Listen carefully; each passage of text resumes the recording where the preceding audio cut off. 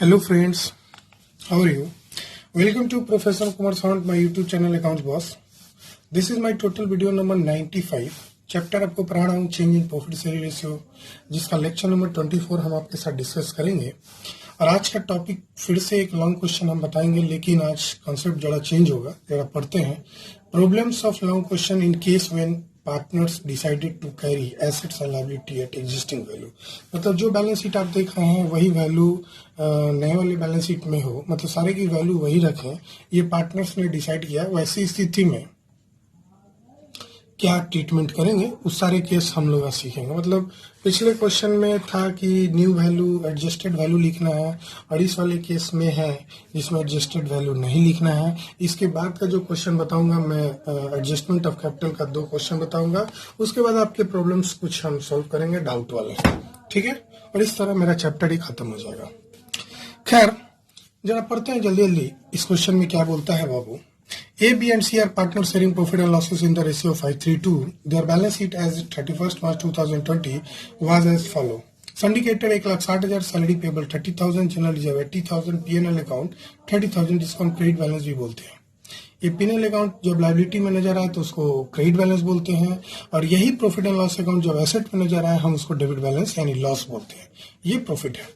Capital ABC का 3,80,000, 1,20,000, total 6 lakh है, और टोटल बैलेंस शीट का एसेट या लायबिलिटी को जोड़ते हैं तो 9 लाख है। Cash in hand 25,000, bank balance 1,25,000, BR 10,000, सन्डी debtor 1 lakh है जिसमें प्रोविजन लेस किया गया 10,000, तो नेट फिगर आया 90,000। स्टॉक आपका 2 लाख का है, furniture 50,000, computer 3 lakh and air conditioner 1 lakh, ठीक है। खैर ये था नमूना बैलेंस शीट क्वेश्चन। अब देखते हैं जरा एडजस्टमेंट में क्या क्या बात लिखा हुआ है। ध्यान से पढ़ते हैं बच्चे। Profit sharing ratio among the partners was agreed to be 2:1 with effect from 1 April 2020। WEF का फुल फॉर्म होता है विथ इफेक्ट फ्रॉम। तो नया वाला प्रॉफिट शेयरिंग रेशियो एग्रीड हुआ कि 2:1 हो 1 April 2020 onwards. They agreed to the following. क्या क्या एग्रीड हुए कि स्टॉक को उन्होंने इंक्रीज किया 2,20,000 तक। 2 लिखा हुआ है। जब भी बाबू 2 लिखा रहेगा ना, जरा ध्यान देना, जब भी क्वेश्चन में 2 लिखा रहेगा मतलब बढ़ के यहां तक हुआ।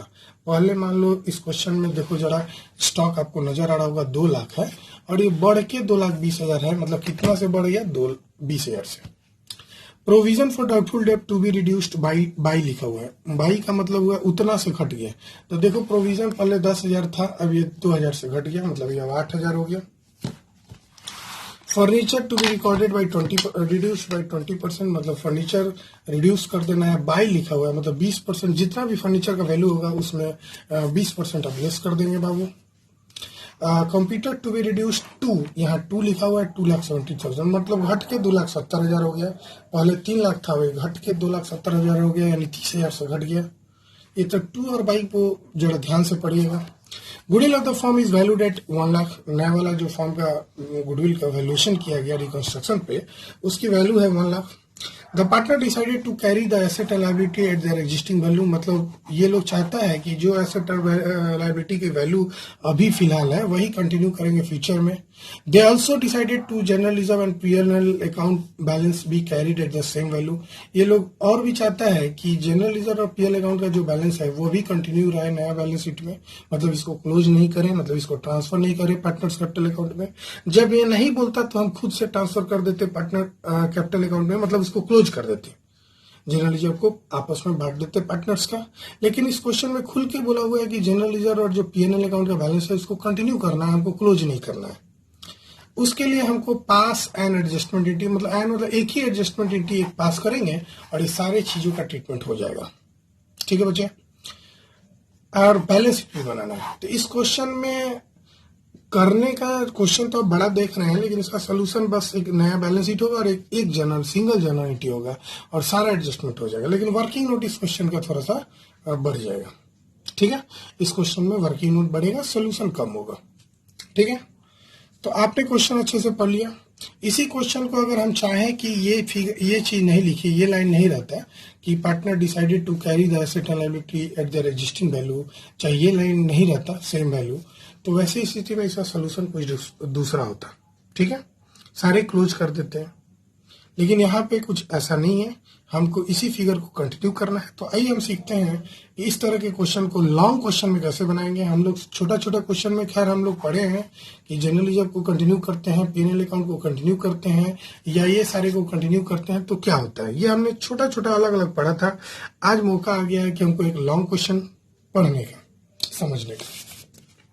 तो शुरू करें बच्चे। तो सबसे पहले आप एक जर्नल एंट्री का छोटा सा फॉर्मेट बनाएंगे जिसमें एक ही जर्नल एंट्री करना है, तो ये ज़्यादा बड़ा नहीं होना चाहिए, अंदाज लगा लीजिएगा। मुश्किल से आपका ये 6-7 लाइन का होगा, हम भी उतना ही लिए हैं लमसम।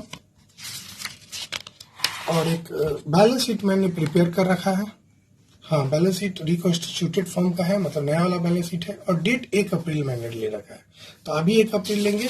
खैर जर्नल एंट्री का मैंने डेट नहीं लिया, ये भी आपका 2020 का 1 ही अप्रैल होगा। अप्रैल 1 लिखो या 1 अप्रैल, जो लिखना लिखिएगा, ठीक है। तो खैर हमको सबसे पहले वर्किंग नोट चाहिए, और यहाँ पे बहुत सारे वर्किंग नोट चाहिए। आपको मैं बता दूं, सबसे पहला वर्किंग नोट तो चाहिए calculation of gaining oblique sacrificing ratio. इस तरह के क्वेश्चन में जब लिखा रहे क्लियरली कि हमको एग्जिस्टिंग वैल्यू को कंटिन्यू करना है, तो आपको गेनिंग और सेक्रीफाइसिंग रेशियो सबसे पहले कैलकुलेट करना चाहिए। 3 पार्टनर था, A, B और C, ठीक है। इनके ओल्ड रेशियो जो थे, old profit sharing ratio, old profit sharing ratio, old ratio भी लिख सकते हैं बच्चे। वो कुछ इस प्रकार था, जरा देख लो क्वेश्चन। 5-3-2 था, जरा शुरू में ही लिखा हुआ है 5-3-2, और न्यू रेशियो 2-1 है, जरा ध्यान देना, याद रहेगा। 5-3-2, तो डिनोमिनेटर हो जाएगा 5-3-8-2 10, इसके भी डिनोमिनेटर 10 हो जाएगा और इसके भी डिनोमिनेटर 10 हो जाएगा, ठीक है। जबकि न्यू प्रॉफिट शेयरिंग रेशियो अभी अभी हम पढ़े थे 2-1 था,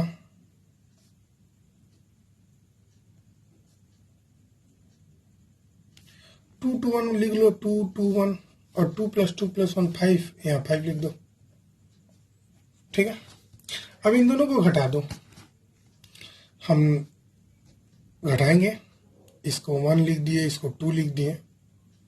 अभी 1 - 2 कर लो, मतलब तीसरा नंबर पे हमको निकलेगा यही जो क्वेश्चन में हमने लिखा है, गेनिंग और सेक्रीफाइसिंग। तो लिख सकते हैं गेनिंग या गेंड, सेक्रीफाइस्ड, और 1 - 2, ठीक है। जरा कर तो 5/10 - 2/5 कितना हो जाएगा, एलसीएम ले लो तो 10 होगा, तो 5 - 4 तो 1/10। आप सेपरेट कॉलम बना सकते हैं, जी हाँ, ये पूछने वाली बात नहीं है। 3/10 - 2/5 करेंगे तो इसकी एलसीएम आएगा 10, और 3 - 4 हो जाएगा, तो ये -1/10 हो जाएगा। इसको करेंगे, ये 5 है बच्चे, गलती से हमने 1 लिखा है, तो 2/10 - 1/5 करेंगे तो यहाँ भी एलसीएम 10 ही आएगा, तो 2 - 2 हो जाएगा, ये 0 हो जाएगा। यानी कि एक ये जो प्लस में है ये सेक्रीफाइस हुआ, और ये गेन हुआ, और ये नील हो गया, ये कुछ नहीं हुआ, ना ही गेन किया ना ही सेक्रीफाइस किया। अब जैसे मन करे, मैंने बहुत 2 तरीके से हमेशा बनाने की कोशिश करता हूँ। बच्चे को जो सुविधा लगे, आप ABC ऐसे लिख सकते हैं या ABC ऐसे लिख सकते हैं। ये तो बस फॉर्मेट है, कुछ भी नहीं है, आप जैसे मन करे बना सकते हैं, इस पे कोई ये नहीं है। बच्चे ये वर्किंग नोट है, मैंने लिखना भूल गया था, आप यहाँ लिख लेंगे, वर्किंग नोट दिख रहा है ना।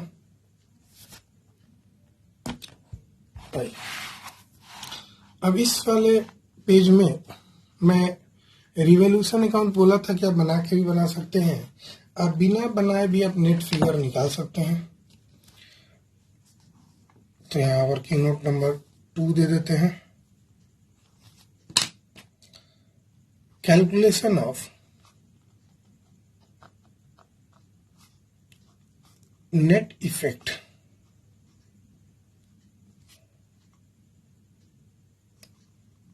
टू बी एडजस्टेड,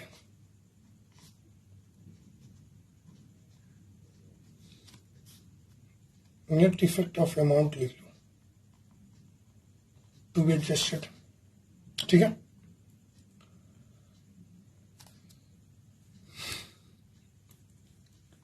समझ रहे? तो शुरू करें। सबसे पहले देखते हैं जो जो एसेट बढ़ रहा है, पहले उसी को देख लेते हैं। स्टॉक इंक्रीज कर गया 2,20,000 से, मतलब 2,20,000 तक, तो स्टॉक बढ़ गया। प्रोविजन घटेगा तो आपका डेटर भी बढ़ेगा। फर्नीचर घट गया, computer of the firm valued 1,00,000, computer भी घट गया। खैर सॉरी, गुडविल 1,00,000 है, कंप्यूटर 2,70,000 है, मतलब सिर्फ एक ही बढ़ रहा है बच्चे। तो सबसे पहले तो आप लिख सकते हैं increase in the value of stock. कितना से स्टॉक बढ़ गया है जरा देखो भाई, बताना पड़ेगा।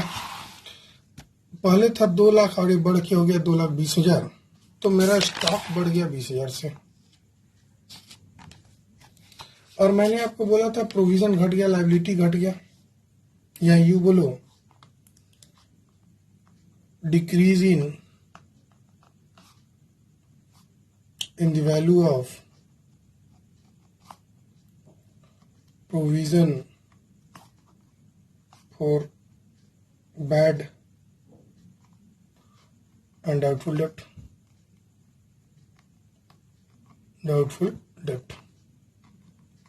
भाई लाइबिलिटी, ये जो प्रोविजन एक तरह से एसेट को बढ़ा देता है अगर घटेगा तो। जरा देखो ना, यहाँ प्रोविजन 10,000 है, बोल रहा है कि 2,000 से घटेगा। अब ये 2,000 से घट गया तो ये एसेट्स की वैल्यू कितनी हो जाएगी?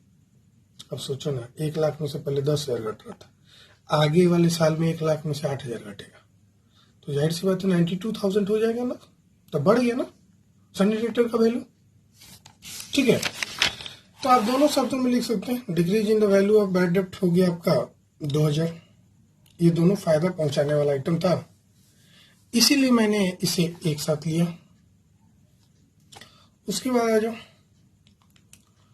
Decrease in the value of, कौन सा एसेट घट रहा है जरा देख लेते हैं। यहाँ देखो, फर्नीचर घट गया 20% से, कंप्यूटर घट गया 2,70,000 तक, तो जरा देख लेते हैं। फर्नीचर आपका दिया हुआ है क्वेश्चन में 50,000 और 20% से घट गया, यानी 50,000 का 20% होता है बच्चा 10,000, तो 10,000 से घट गया furniture. Decrease in value of furniture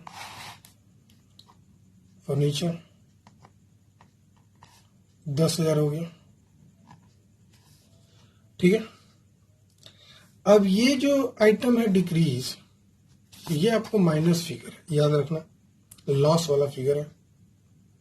तो अब जब भी लॉस वाला फिगर है आप उसको सेपरेट लिख सकते हैं, ब्रैकेट में लिख सकते हैं, ऐड प्लस करके लिख सकते हैं। मैंने आपको यहाँ पे बताया था, जरा देख लो कैसे बताया था, नंबरिंग करके एक क्वेश्चन बनाया था। और लेक्चर नंबर मैं आपको बता दूँ 22 लेक्चर नंबर था, जिसमें मैंने इस तरह का क्वेश्चन एक समझाया था। ठीक है, तो भाई decrease in the value of furniture करने से आपको लॉस होगा, तो आप ब्रैकेट में लिख लो शुरू में ही। और decrease in the value of computer भी हो रहा है, decrease in the value of computer. अब कंप्यूटर का वैल्यू कितना हो रहा है 2,70,000, और पहले था बाबू 3,00,000, यानी कि 30,000 से घट जा रहा है, और घटेगा तो फॉर्म के लिए लॉस होगा। तो जब भी फॉर्म के लिए लॉस होगा माइनस होगा बाबू। ये सब के कारण फॉर्म को प्लस हो रहा था, प्रॉफिट हो रहा था, तो हमने प्लस किया। अब जरा इनको नेट फिगर निकालते हैं तो हमारा लॉस हो जाएगा या प्रॉफिट हो जाएगा, जरा देखते हैं। 22 हुआ, 22 और ये 40 में से 22 गया 18,000, माइनस में आएगा बच्चे, देखो ना। 30 10 40, 40 में से 20 गया 20, 20 में से 2 गया 18। ये जो 18,000 आया मेरा, लॉस ऑन रिवोल्यूशन आया। आप चाहते तो आप एक अकाउंट भी खोल के बना लेते, बस डिवाइड नहीं करना था, मैंने वो भी सिखाया था। लेकिन आप इसी प्रोसेस में बनाएंगे, कोई दिक्कत नहीं है बच्चे। बस ये याद रखना कि जब भी लॉस आएगा फॉर्म में ब्रैकेट में लिखना है, और जब भी फॉर्म को प्रॉफिट आएगा तो उसको प्लस में लिखना है। अब चूंकि लॉस ऑन रिवोल्यूशन 18,000 है, एकदम क्लियर है, कोई दिक्कत नहीं है। अब हमको ऐड यहाँ करना है, मैंने उस दिन भी बताया था लेकिन क्वेश्चन नहीं बताया था। एडजस्टमेंट्स करना है, किसके किसके मैं आपको बता दूं, जिसके जिसके एंट्री में गुड गेनिंग टू सेक्रीफाइसिंग होता है वो 3 चीज में होता है। या तो आपको रिवोल्यूशन में गेन हो जाए, या तो वैल्यूड गुडविल हो, या तो रिजर्व वैल्यू को हम कंटिन्यू करें बुक्स ऑफ अकाउंट में, या तो पीएनएल अकाउंट को कंटिन्यू करें। इस सब के केस में एंट्री होता है गेनिंग टू सेक्रीफाइसिंग पार्टनर। तो इन सब के केस में जब गेनिंग टू सेक्रीफाइसिंग होता है तो अलग अलग सबका एंट्री करने से अच्छा है बच्चे कि सबको एक ही साथ ले ले। भाई इसकी भी एंट्री गेनिंग टू सेक्रीफाइसिंग होगा, इसकी भी एंट्री गेनिंग टू सेक्रीफाइसिंग होगा, इसकी भी एंट्री गेनिंग टू सेक्रीफाइसिंग होगा, इसकी भी एंट्री गेनिंग टू सेक्रीफाइसिंग होगा। केस क्या होगा, जब इसकी रिवाइज वैल्यू को लिखना नहीं है, कंटिन्यू करना है, जो भी फिगर है उसी को नए वाले बैलेंस शीट में कंटिन्यू करना है। ये था रिवोल्यूशन का गेन, ये वैल्यूड गुडविल था, ये रिजर्व था, और ये प्रॉफिट एंड लॉस का क्रेडिट बैलेंस था। ठीक है, ठीक है। अब एडजस्टमेंट किसके किसके लिए हो रहा है बच्चे? सबसे पहले तो गुडविल, उसके बाद जनरल रिजर्व, उसके बाद प्रॉफिट एंड लॉस अकाउंट। 3 चीज हमने पढ़ा था। ये क्रेडिट बैलेंस है, याद रखिएगा। ठीक है, तो गुडविल बाबू था 1 लाख, वैल्यूड गुडविल हमने लिया है। जनरल रिजर्व 80,000 और पीएल 30,000 था, और पीएल था 30,000। ये तीनों हमेशा प्लस वाला आइटम है, बस याद रखिएगा। माइनस वाला आइटम कौन कौन होता है मैं फिर से बता दूं, याद कर लीजिएगा। मैं आपको लिस्ट लिखवा देता हूं कौन कौन माइनस होगा, ताकि आप कंफ्यूजन ना हो बच्चा। माइनस वाला में याद रखिएगा, decrease in asset, increase in liability. ठीक है, पीएनएल अकाउंट का डेबिट बैलेंस, एडवर्टीजमेंट एक्सपेंस। ठीक है, एडवर्टीजमेंट एक्सपेंस, ये सारा चीज माइनस वाला आइटम है, इसको रट भी सकते हैं। अब प्लस वाला आइटम इसका ठीक उल्टा, increase in asset, decrease in liability, PNL account का क्रेडिट बैलेंस, और जनरल रिजर्व और वैल्यूड गुडविल। बस इतना ही, इसीलिए हमने यहाँ ऐड लिख दिया था। भले ही माइनस में हम देख रहे हैं, लेकिन इनको ऐड करेंगे तो नेट इफेक्ट जो आएगा मेरा प्लस में आ जाएगा।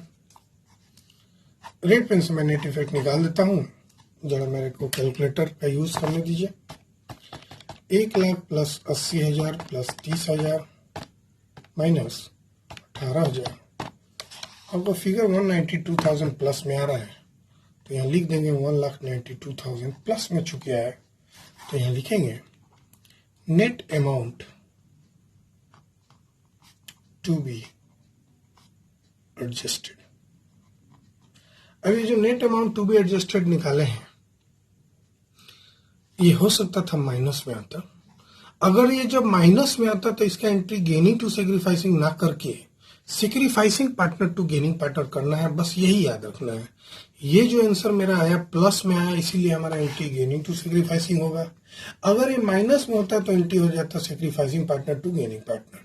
बस याद रखिएगा, छोटा सा बात है, आपको याद रखना है, रट लीजिए। क्यों होगा ये भी लॉजिक है मेरे पास, रटना है रट लीजिए, कैसे हुआ वो भी रट लीजिए। ठीक है, अब हम लोग निकालते हैं working note number 2, proportionate amount to be adjusted, कितना कितना ए और बी सी तो माइनस में था, सॉरी नील था, तो ए और बी के खाते में कितना जाएगा जरा निकाल लेते हैं। 1,92,000 इंटू ए का शेयर गेन किया था 1/10, तो 19,200 आ जाएगा।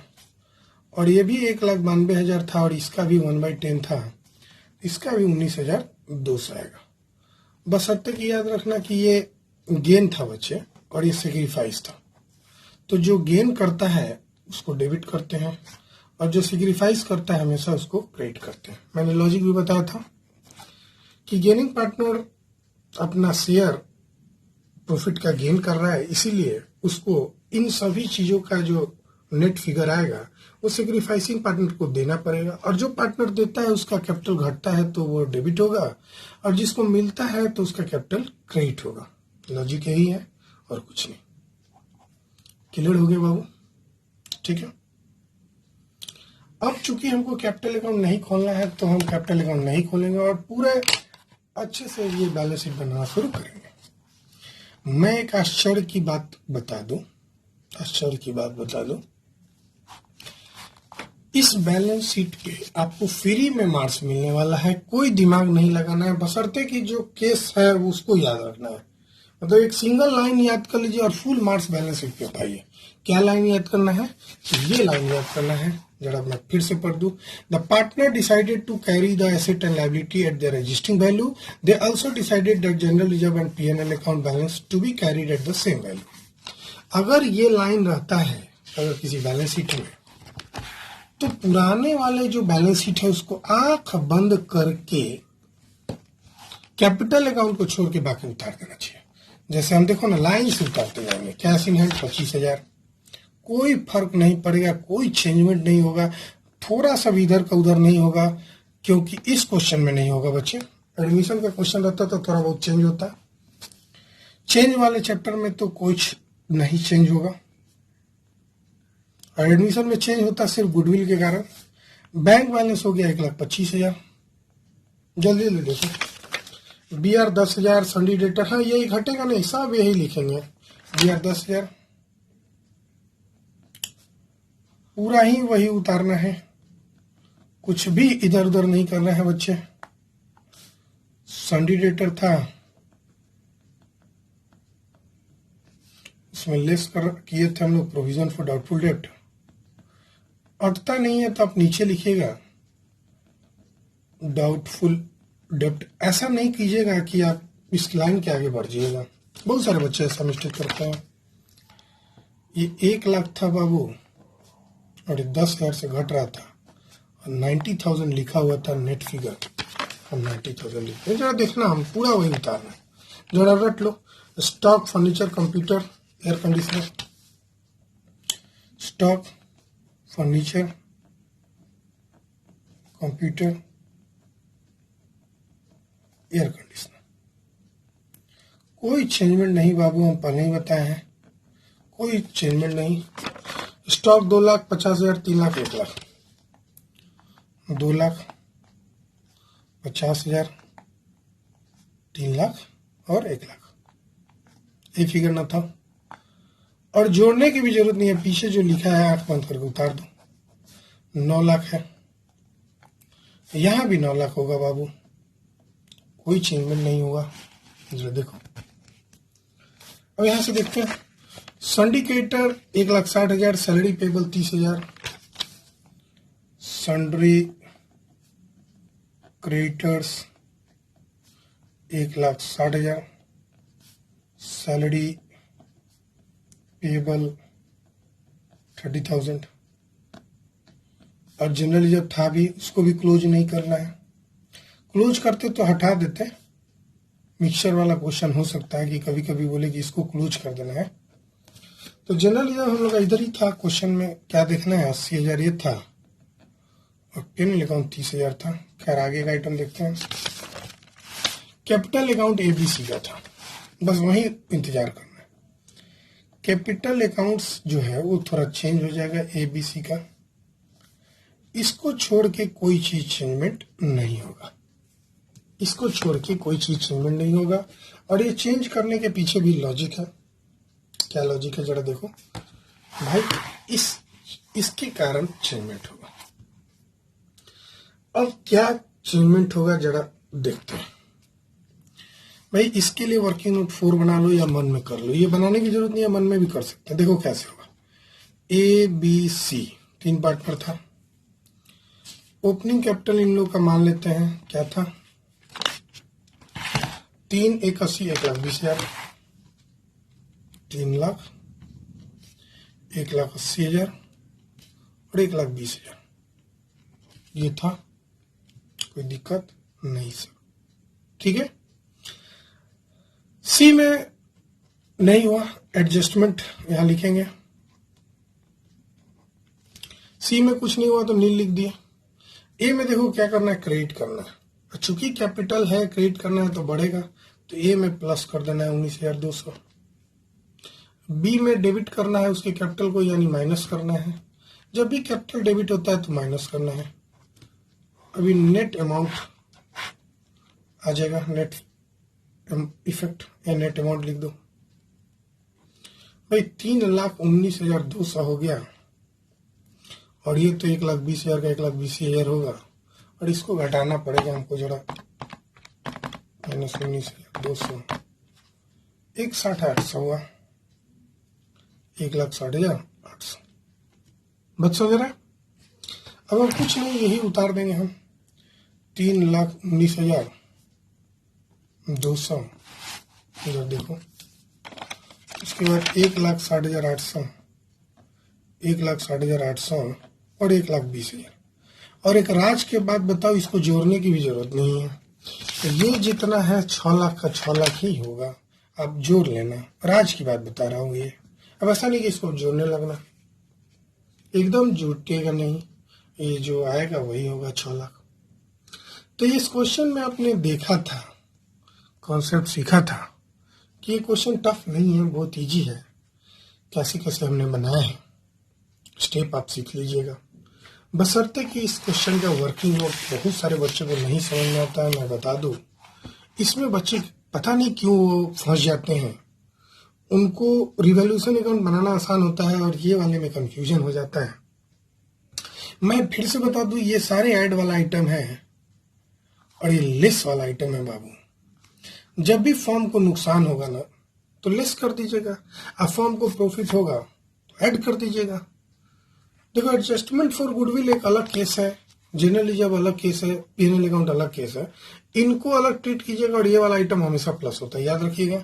Goodwill, general reserve, PNL account credit वाला मैं बता रहा हूँ, डेबिट वाला नहीं है। डेबिट वाला होता तो माइनस होता। इनकी एंट्री हमेशा गेनिंग टू सेक्रीफाइसिंग होता है।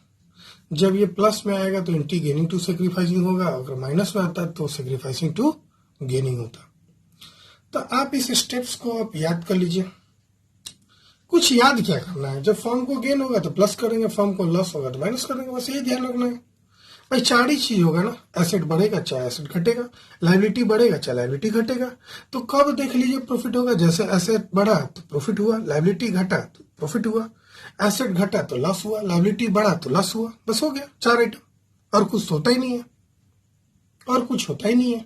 वही अनरिकॉर्डेड वाला एक होता है, तो अनरिकॉर्डेड एसेट है तो प्लस होगा, अनरिकॉर्डेड लायबिलिटी है तो माइनस होगा। बस 6 चीज, जनरली 4 होता है, अब 6 मान लो। इसी की तरह वो भी है। अब लॉस प्रॉफिट निकालने के बाद एडजस्टमेंट ये 3 वो का होता है। चाहे एसेट वाला आइटम होता है तो पीएनएल अकाउंट का डेबिट, और एडवर्टीजमेंट सस्पेंस 5 आइटम होता है, गिन के 5 आइटम होता है। इससे ज्यादा तो आपको 12th में पढ़ना ही नहीं है। मैं बता दूं, एकदम गिन के 5 item, goodwill, general reserve, PNL account का क्रेडिट या पीएनएल अकाउंट का डेबिट या एडवर्टीजमेंट सस्पेंस, इनके अलावा कोई आइटम होता ही नहीं है।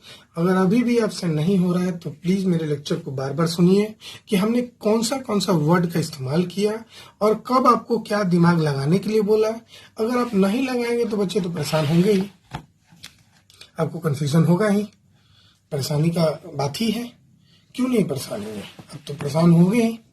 तो हम आशा करते हैं कि आप परेशान ना हो, इसके लिए मैंने आपको जो जो स्टेप सिखाया उस बात को, उस स्टेप्स को फॉलो कर लीजिए और आपके सारे दुख दर्द जो है वो दूर हो जाएंगे।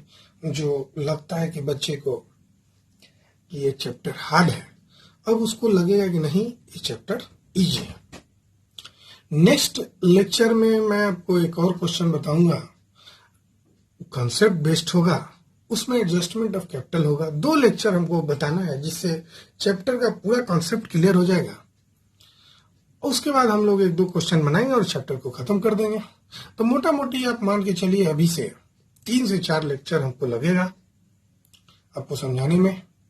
और एक और राज का बात बता दूं, राज का बात जब बता ही रहा हूं तो change in profit sharing ratio किस्मत खराब रहता है तभी आता है, नहीं तो एडमिशन वाला क्वेश्चन लॉन्ग क्वेश्चन में आता है। मैं बार बार बता रहा हूँ, एडमिशन वाला क्वेश्चन लॉन्ग क्वेश्चन में आता है, लेकिन कभी कभी पूछा है, इसलिए इस चैप्टर को आप छोड़ के तो बिल्कुल नहीं जाइएगा।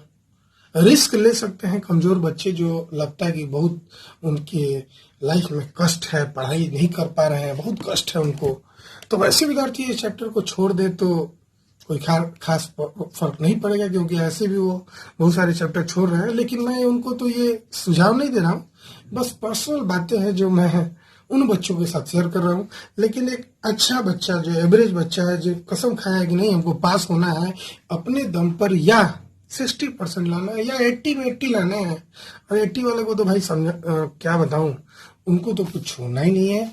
मैं जितना बताया हूँ, जितना बात आपको बताया हूँ, उसमें 2-4 ऐड कर लीजिएगा, कम नहीं कीजिएगा, एकदम निश्चित तौर पे 80 वाले विद्यार्थी और 60 वाले 70 वाले, जितना मैं बताया हूँ काफी है, मोर देन सफिशियंट है।